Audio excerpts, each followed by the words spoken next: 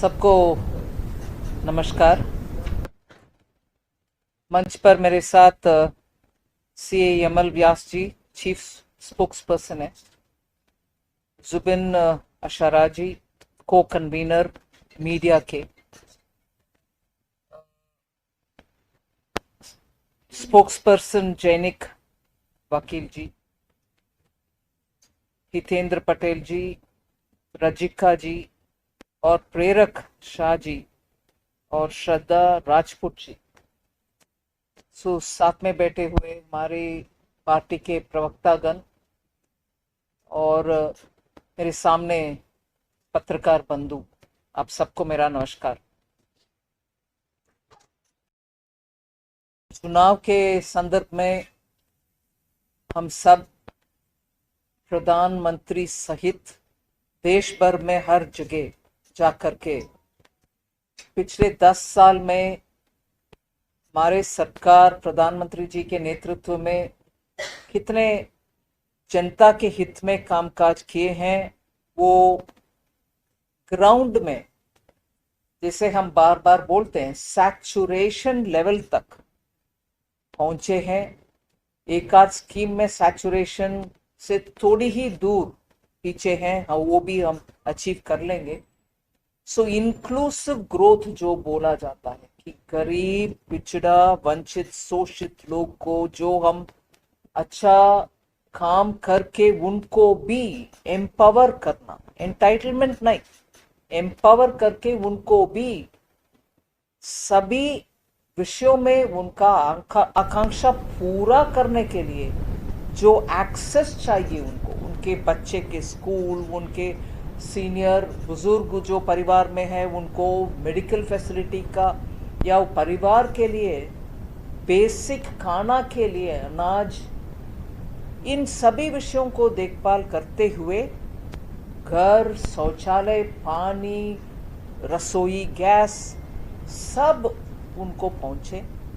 और ऊपर से जितने भी छोटे क्यों ना हो, उनके छोटा कारोबार जो बिजनेस वो चलाते हैं उसके लिए बैंक के द्वारा बिना कोलैटरल, मतलब सरकार उनके पीछे है, वो कोलैटरल कुछ देने की आवश्यकता नहीं है, छोटे छोटे लोन उनको उनके बिजनेस चलाने के लिए, ऐसे करके सभी वर्गों को महिला को केंद्रित रखते हुए या महिला को सामने ही रखते हुए पॉलिसी तैयार करके पिछले 10 साल में कितना अच्छा सुशासन चलाए, उस विषय को जनता को लेके जाने के लिए इलेक्शन के संदर्भ में हम सब सभी जगह जा रहे हैं। मैं आज उस संदर्भ में गुजरात में आई हूँ। सुबह गुजरात चेंबर ऑफ कॉमर्स और चार्टर्ड अकाउंटेंट्स जो ना दोनों जॉइंटली जो मीटिंग रखे उनके सदस्यगण के लिए, उसमें उनसे इंटरेक्ट करके अभी आई हूँ इधर, और इस प्रेस वार्ता के द्वारा आपसे भी संपर्क करने के लिए मेरा कोशिश है। ओपनिंग रिमार्क्स में ज़्यादा ना बोलते हुए आप चलाइए। वन बाय वन माइक તમને આપશે નામ આપનો પરિચય okay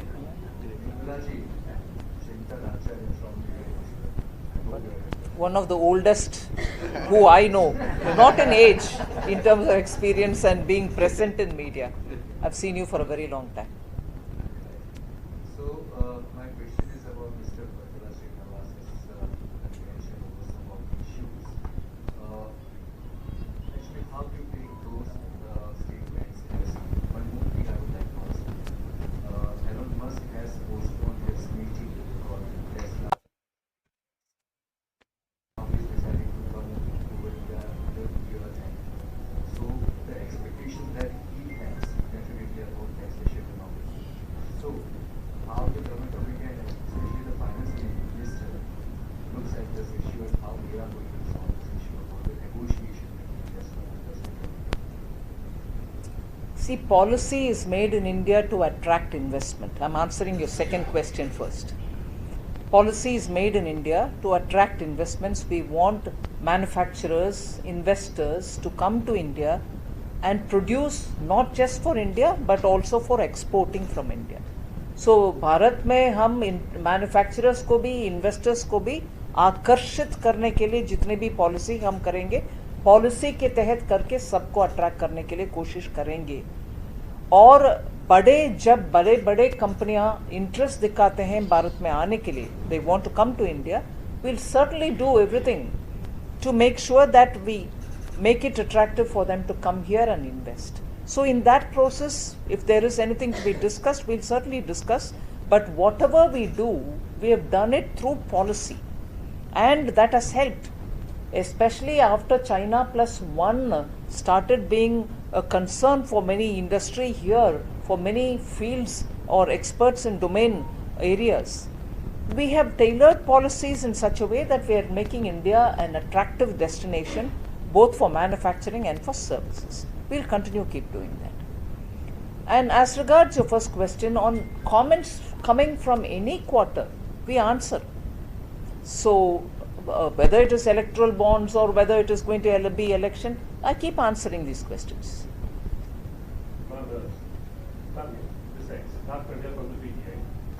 What is your take on the Section 43B of the income tax? The All India Federation Vyapar Mandal has gone to the Supreme Court for this. Now they have a question regarding this, that the provision unfairly discriminates against the MSEs by favoring the medium scale industries. What's your take on that, ma'am? The intent was not that. The intent was to ensure that what has remained and continues to remain in the law which is governing MSMEs, not the finance bill, not the IT, not the income tax, not the GST. MSME law says people who buy and sell goods from MSMEs will have to make their payment within 45 days. It is not something which has come after 2014. This has existed in the law from 2007-8. And if within 45 days payment doesn't happen to MSMEs, they get affected. And I distinctly remember sometime during 2019 or 20, some senior ministers were very worried, saying, is this true? Why is payment not happening to MSMEs in time? And they asked this question, after which I sat down and reviewed all the public sector undertakings, saying, have you paid your MSME? Have you cleared the dues for MSME? And so on. Now, after all this, we also recognize state governments, public sector undertakings under state governments also probably have some pending amounts. I don't know about it because state governments are totally different subject. So later, so 1 minute, I'm not finished. Please. Later, MSMEs themselves came and said, 45 days payment is not happening. Within that financial year, payment is not happening. But within that financial year, this amount is shown as expenditure, and to that extent, tax is being not paid, which is right. If your expenditure, you don't pay tax on it. So all that we have done through the Finance Bill 2023, which was later passed in the Parliament, Finance Act, it became 1st February 2023. We are in 24. What did we do? We just said the tax treatment remains the same. जिस साल आप MSME को पे करेंगे उस साल claim करो, ना कि इस साल भी क्लेम करें, अगले साल भी कंटिन्यू करें। जब पेमेंट ही नहीं किया उसको कैसे क्लेम करोगे? टैक्स ट्रीटमेंट में we have not stopped the tax treatment. We have not said no, you will not get it. We are saying claim it that financial year when you actually pay them. बस उतना ही किया. Intent remains the same, the benefit remains the same, the tax treatment remains the same. I didn't bring the law of 45 days payment which is existing from 2008, और 2008 से जो कानून है उसको हम मान नहीं रहे हैं, फिर भी हम उस विषय में नहीं आ रहे हैं. हम सिर्फ ये बोल रहे हैं कि 45 डेज का पेमेंट जब करोगे तब उस साल में, उस फाइनेंशियल ईयर में टैक्स स्टेटमेंट ले लो, उतना ही किया है।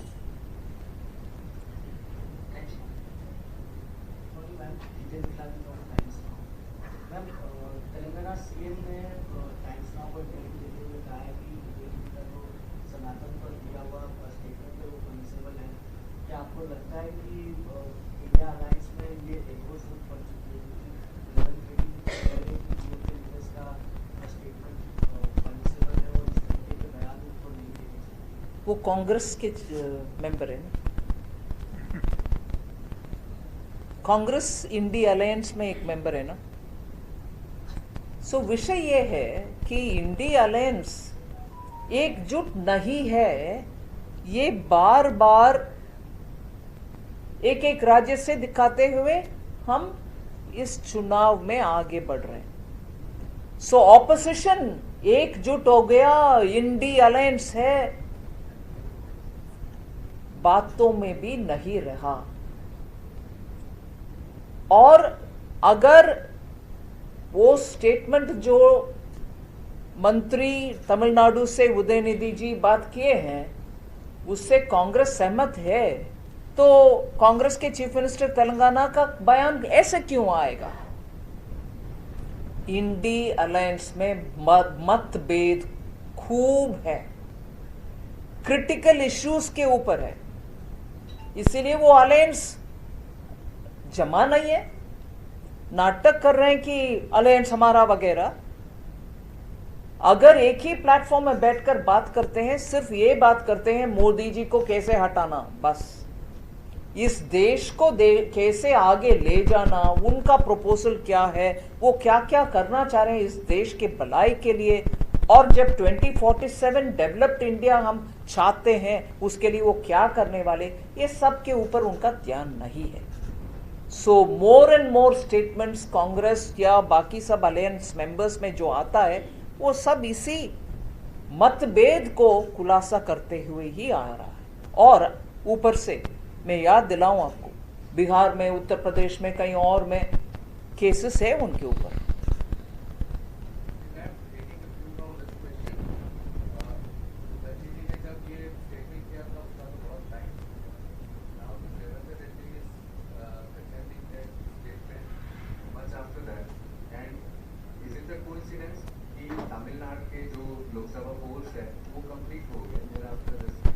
नहीं, ये चुनावी सिर्फ मुद्दे नहीं है जी।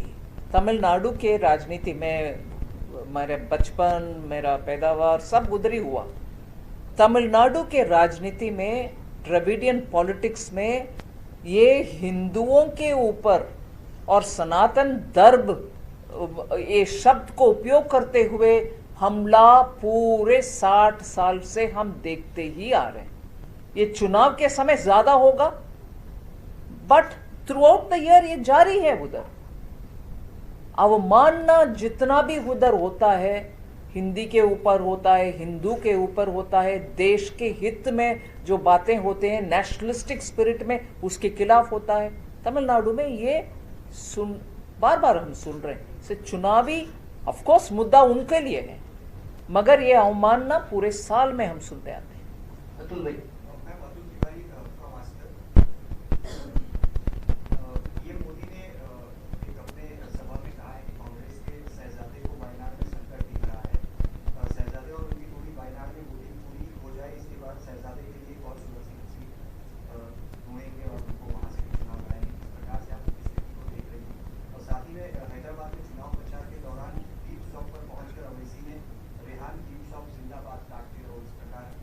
ओवैसी ने रेहान दीप शॉप जिंदाबाद काटते रहो, इस प्रकार की वहां पे जाकर बात कही है। और वहां पे वो मुझे समझ में नहीं आ रहा, रिपीट करिए। हैदराबाद में चुनाव प्रचार के दौरान ओवैसी जी एक दीप शॉप पे पहुंचे थे, जहां पे उन्होंने बीफ शॉप और वहां पे जाके उन्होंने माइक के साथ ही कहा है कि रेहान दीप शॉप जिंदाबाद और काटते रहो। वायनाड और राहुल गांधी के विषय में पिछले 10-15 दिन और उनके अनाउंसमेंट, उनके नामांकन के अनाउंसमेंट होने से पहले ही उनके अलायंस पार्टनर्स अलग अलग तरीके से उनके खिलाफ वाली बात बोलते ही आ रहे हैं। सीपीआई के वरिष्ठ नेता डी राजा के श्रीमती जी उधर कंटेस्ट कर रहे हैं जब सीपीआई इंडी अलायंस में पार्टनर है, और chief minister Pinarayi Vijayan CPM जो इंडी अलायंस के पार्टनर है, वो बार बार बोल रहे हैं वो क्यों इधर आना है, राहुल गांधी जी इधर क्यों, वायनाड में क्यों आना है। और जब पिछले 5 साल वायनाड से एमपी थे, वायनाड और केरला का विषय एक भी पार्लियामेंट में नहीं उठाया, ये विषय भी चीफ मिनिस्टर साहब बोल चुके हैं। इसीलिए, और मुख्य विषय हम नोटिस करना, इंडी अलायंस के अंदर मतभेद है और राहुल गांधी का इतना समर्थन नहीं है, ये सब पहचानते हुए, रिकॉग्नाइज करते हुए हम एक और विषय नोटिस करना है। कांग्रेस के उम्मीदवार, इंडी अलायंस के उम्मीदवार ऐसे मानेंगे सीपीआई का कैंडिडेट है, फिर भी कांग्रेस के झंडा लेकर जाने में से इनकार कर रहा है, खुद के पार्टी के फ्लैग लेके जाने में इनकार कर रहा है। He does not want to take Congress flag in his rallies. क्यों? मुस्लिम लीग उसको अपोज कर रहा है कि आपके फ्लैग नहीं चाहिए, इधर चले जाओ, आप उम्मीदवार हो, ठीक है, आ जाओ, कंटेस्ट करो, मगर फ्लैग हमारा होगा। कांग्रेस अपने फ्लैग तक छोड़कर उनका उम्मीदवारी उधर चला रहे हैं। देश के हित में काम करने के लिए कॉन्स्टिट्यूशन के ऊपर हाथ रख के हम जब स्वेरिंग इन करते हैं, अपने फ्लैग को बचा नहीं पा रहा, ये देश को बचाएगा क्या? वो राहुल गांधी और वायनाड। आपने दूसरे प्रश्न पूछे ओवैसी के ऊपर। ओवैसी जी जो अभी सिटिंग पार्लियामेंट मेंबर है, वो ओल्ड सिटी हैदराबाद से जीत कर आते हैं। उनका राजनीतिक बयान कभी भी अभद्र होते हैं।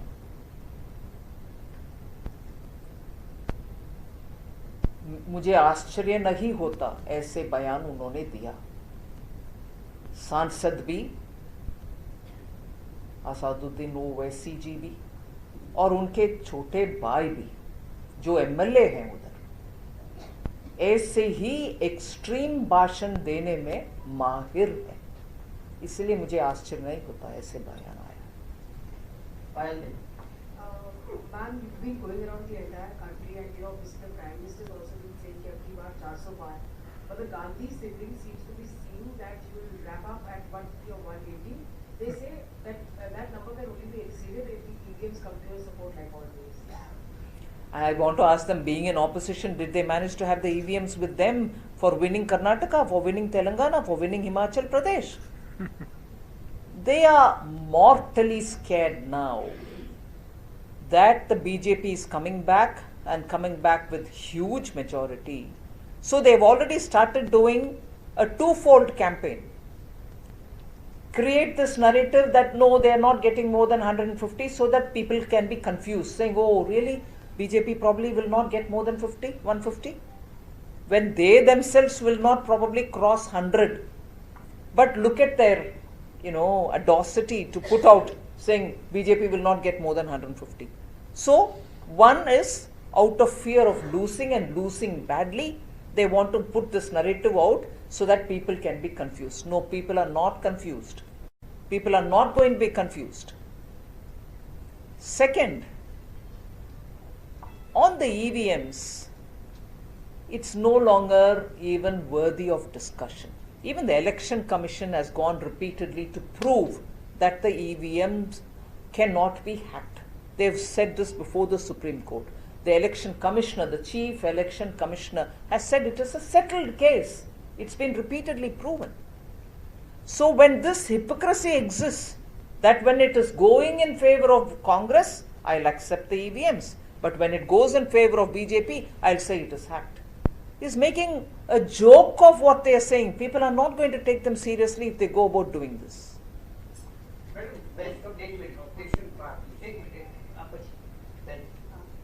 मैं राजल फ्रॉम एबीपी। ऐसे क्या वजह है कि डॉलर के सामने रुपया है जो लगातार गिरता जा रहा है, आपका क्या मानना है? मैम, इस विषय को मैं बार बार एक्सप्लेन करती हूँ और अभी भी उस डोमेन एक्सपर्ट्स भी इस बात में बात कर रहे हैं कि यूएस इकोनॉमी, यूएस डॉलर्स, इनका जब पोजीशन हार्डन होता है, रुपी उनके खिलाफ एक्सचेंज में वॉलेटाइल हो जाता है। मैं इसका कॉन्ट्रास्ट के लिए बात बोल रही हूँ, rupee against the yen, rupee against the euro. आप एक बार कंपेयर करके देखो। रुपी, क्योंकि हमारा economic situation, macro economic situation, foreign exchange reserve, inflation, economic strength in terms of growth, इन सब के कारण रुपी उनके अपने ताकत में बाकी करेंसी के खिलाफ स्टेबल रह रही है। सिर्फ यूएस डॉलर के खिलाफ, सिर्फ रुपी नहीं, वेरियस करेंसीज, येन हो, यूरो हो, ब्रिटिश पाउंड हो, सबका सिर्फ अगेंस्ट यूएस डॉलर्स फ्लक्चुएशन ज्यादा रह रही है, क्योंकि यूएस इकोनॉमी, यूएस फेड का डिसीजन, इन सब के कारण अभी ग्लोबल अनसर्टेनिटीज जो बढ़ रही है, 3 जगह पर युद्ध चल रही है और ईरान के ऊपर हमला वगैरह, उसके वजह से अनसर्टेनिटी, और जहां मिडल ईस्ट से हमारी ऑयल, सिर्फ हमारी नहीं पूरे दुनिया का ऑयल निकलता है, क्रूड ऑयल, उसके अनसर्टेनिटीज, क्योंकि उधर हाई सीज में भी पायरेसी वगैरह हो रही, इसके कारण ये फ्लक्चुएशन होगा ही होगा। विवेक भाई, करेंसी का क्या स्टेटस? ब्रिक्स करेंसी का क्या स्टेटस है? क्या स्टेटस मतलब? स्टेटस है कौन सी दिशा में हम जा रहे हैं? हम बार बार सुन रहे हैं कि ब्रिक्स करेंसी आएगी। मुझे मालूम नहीं है कब आएगी, मगर चर्चा उनके ब्रिक्स के अंदर कुछ भी चर्चा शुरू हुआ और इतना तेजी से आगे बढ़ रही है, ये भी मुझे मानने को नहीं है अभी। सो इसमें अभी कुछ कहने का नहीं है। जी,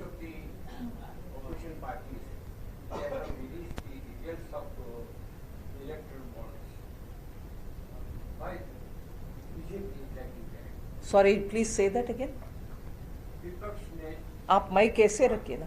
हाँ, Most of the opposition parties, they have released the details, given details of the electoral bond, कहाँ से कितना पैसा मिला है, वो सब रिलीज किया, शरद पवार ने किया, सब ने किया है। नहीं नहीं, ये तो state bank of India supreme court के आदेश के अनुसार जो रिलीज किया वही है। वो हर एक उनके अपने अपने पार्टी के विषय उधर से निकाल करके डाल रहे हैं बाहर, वो खुद नहीं दे रहे हैं। BJP is not releasing. Her party का विषय बैंक के द्वारा बाहर आ चुके हैं, वो रिलीज नहीं कर रहे हैं भैया।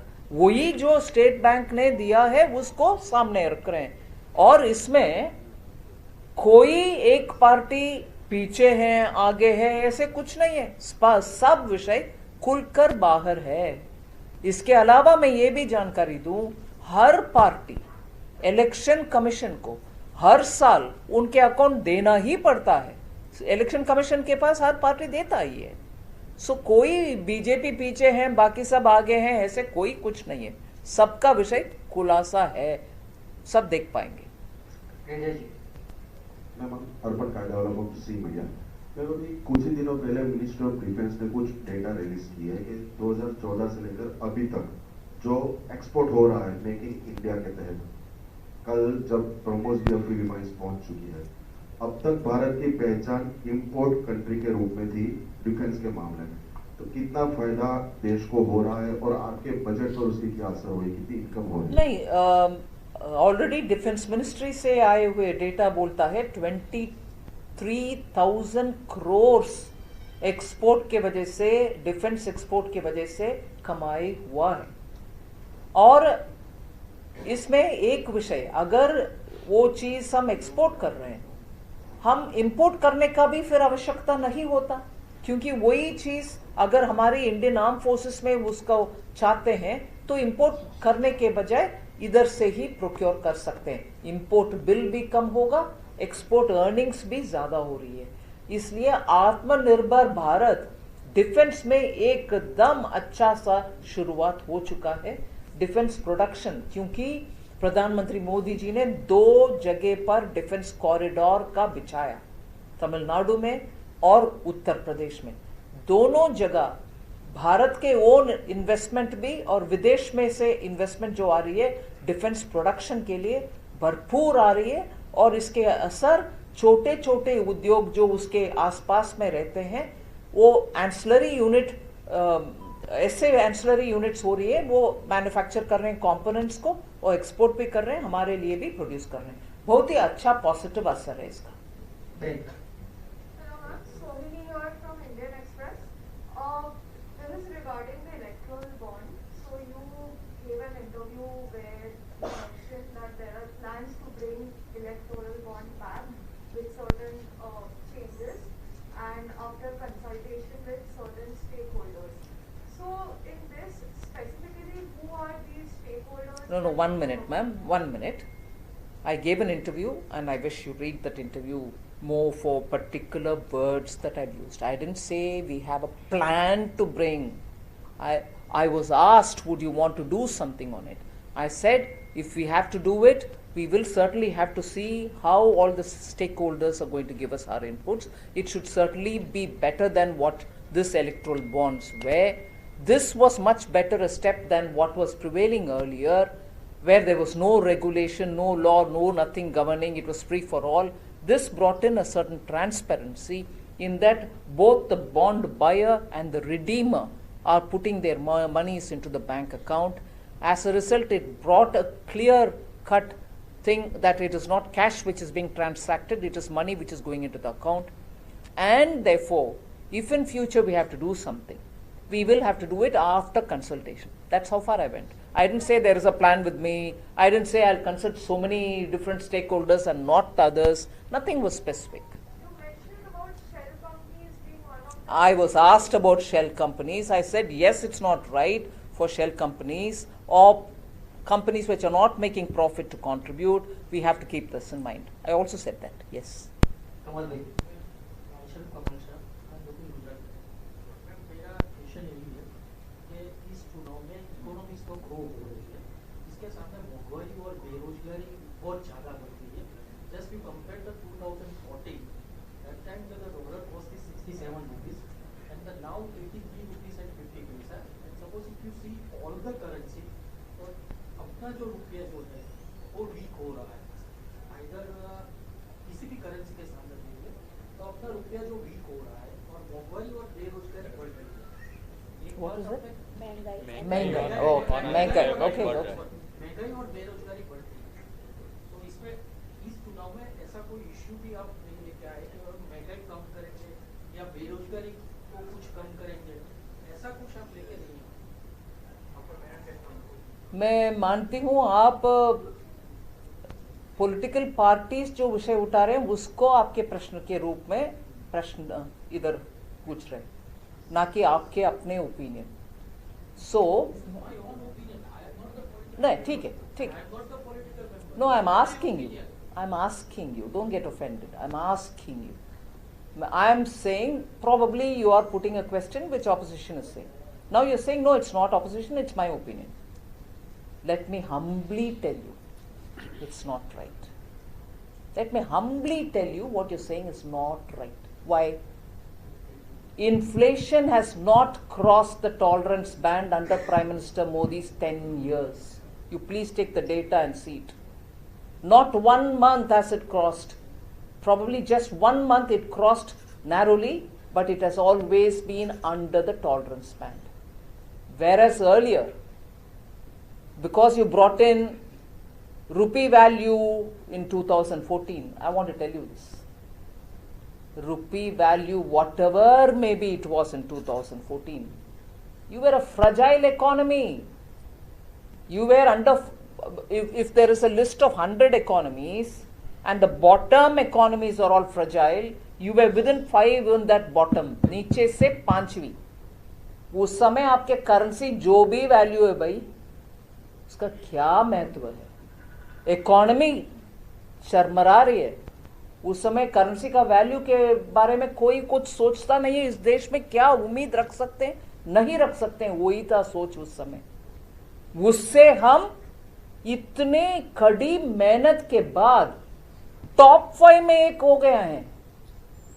We are one among the top 5, we are in the 5th position, और ये कॉन्फिडेंटली हम कह पा रहे हैं कि अगले 2-2.5 साल के अंदर 3रे स्थान पर पहुंचेंगे। सो करेंसी का वैल्यू जितने भी अच्छा क्यों ना हो, when your economy is in the bottom 5, उससे क्या फायदा? वो एक है। इकोनॉमी का इन्फ्लेशन का विषय मैंने बोल दिया। उस समय फ्रजाइल फाइल का इकोनॉमी जब इंडिया था, भारत 22 महीना डबल डिजिट इन्फ्लेशन चलता था लगातार, विदाउट अ ब्रेक, मतलब 2 months शॉर्ट ऑफ 2 years, लगातार डबल डिजिट इन्फ्लेशन। सो मैं हम्बली हाथ जोड़कर विनम्रता से आपसे मैं बोलती हूं, प्लीज डेटा एक बार अध्ययन करिए। नहीं, सही नहीं है, प्लीज आप एक बार देख लीजिए। ठीक है, रोजगार के ऊपर आपने बात बोली, मुझे मालूम नहीं है कौन सा डेटा आपको हाथ में उपयोग कर रहे हैं। भारत में रोजगार के ऊपर फॉर्मल सेक्टर में एक हिस्से के ऊपर डेटा कलेक्शन होता है, पूरे फॉर्मल सेक्टर के ऊपर भी डेटा कंप्लीट नहीं है। इनफॉर्मल सेक्टर के ऊपर बिल्कुल ही नहीं है। कंस्ट्रक्शन वर्कर्स के ऊपर शायद गवर्नमेंट के पास होगा। डेटा ही इनएडिक्वेट है। मैं गर्व से नहीं बोल रही हूं, मैं एक कमजोरी में मान रही हूं। डेटा इनएडिक्वेट है, कोई उसको अध्ययन करके कुछ कंक्लूजन में आने का रिस्क कर नहीं सकते। इसीलिए रोजगार के विषय में मैं सिर्फ आपको ये बोल रही हूं, हर एक छोटे छोटे स्कीम के द्वारा जितने भी पैसा गया लोगों को, स्टार्टअप को जितने सपोर्ट दिए कि 2016 से लेकर आज तक इस देश में 78,000 तक स्टार्टअप्स रजिस्टर्ड है। क्या वो एक आदमी का स्टार्टअप होगा या एक प्लस कम से कम 2-3 का? दूसरा, उन स्टार्टअप में से यूनिकॉर्न कितने बने? 100 से ज्यादा यूनिकॉर्न है। क्या वो एक बंदा का कंपनी है कि एक के नीचे 10-15 लोग काम करेंगे? तीसरा, उसमें से डेकोक्रॉन इतना हो गए। सिमिलरली प्रश्न उठता है कि एक बंदा डेकोक्रॉन बिल्ड करता है कि उनके नीचे लोग हैं? स्वनिधि स्ट्रीट वेंडर्स को जो देते हैं वो खुद चलाता है रेडी पटरी, मगर उनके साथ एक बंदा कम से कम काम कर रहा। इन सब के ऊपर हम डेटा निकाल करके बैंक से जब देखते हैं, करोड़ों के संख्या में लोगों को सपोर्ट मिला है। उसका मतलब, और इसके अलावा लास्ट में बात बोल रही हूं, पिछले अक्टूबर 22 से लेकर नवंबर 23 तक प्रधानमंत्री जी हर महीना रोजगार मेला के द्वारा कुल मिलाकर के 10 लाख लोगों को सरकारी नौकरी दी। So I hope it answers. Last Jayesh Patadiya, Mantavya news. Ma'am, unemployed पे ही मैं बात करूँगा। ये इंटरनेशनल लेबर ऑर्गेनाइजेशन का एक रिपोर्ट है, इंडियन एम्प्लॉयमेंट रिपोर्ट 2024। तो उसमें कहा गया है कि भारत में हर 3 में से 1 युवा बेरोजगार है। तो आने वाली सरकार पर जो है वो बेरोजगारी है, वो सबसे बड़ा पड़कार होगा। मैं रोजगारी के ऊपर इतना विवरण से अभी ही मैं बोली हूँ। वो मेरे पास ये रिपोर्ट नहीं, वो ठीक है, वो ठीक है। मैं डेटा के विषय में आपका ध्यान आकर्षित कर रही हूँ। डेटा कहीं से भी आने दो, मगर भारत में इनएडिक्वेट है रोजगारी के ऊपर। लास्ट आपके होम स्टेट में आपका क्या असेसमेंट है? प्रधानमंत्री लगातार तमिलनाडु विजिट करते रहे हैं और आपका क्या असेसमेंट है? बहुत अच्छा है, कैंपेन अच्छा चला। प्रधानमंत्री जी खुद इतना अटेंशन दिए तमिलनाडु के इश्यूज के ऊपर, तमिल भाषा के ऊपर, चुनाव से पहले से ही, और जब भी वो इंटरनेशनल फोरम्स में बात करते हैं तमिल के ऊपर बहुत ही करते हैं। और तमिलनाडु में केंद्र सरकार के द्वारा जितने भी डेवलपमेंट काम होना है वो सब ठीक ठाक चल रही है। इसलिए मुझे लगता है अच्छा बस है और वोटर टर्नआउट भी रीजनेबली गुड है। देखते हैं।